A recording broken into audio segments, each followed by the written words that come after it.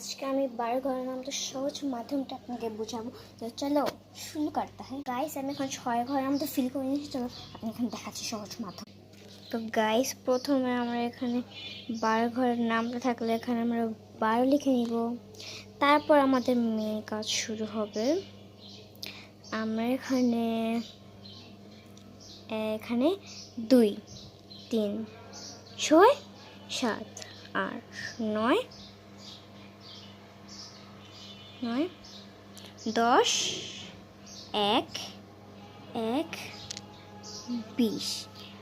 তারপরে এখানে আমরা 2 4 6 2 4 6 8 0 2 4 6 8 0। তো এভাবেই হচ্ছে আমরা আমাদের 12 ঘরের নামটা ইজি টেকটা শিখবো। একদম ফিল আপনার যদি 12 ঘরের নামটা মুখস্থ করেন আপনি এভাবে লিখতে পারবেন। তো আজকের নামটা কেমন লাগলো অবশ্যই বলবেন কমেন্ট করে।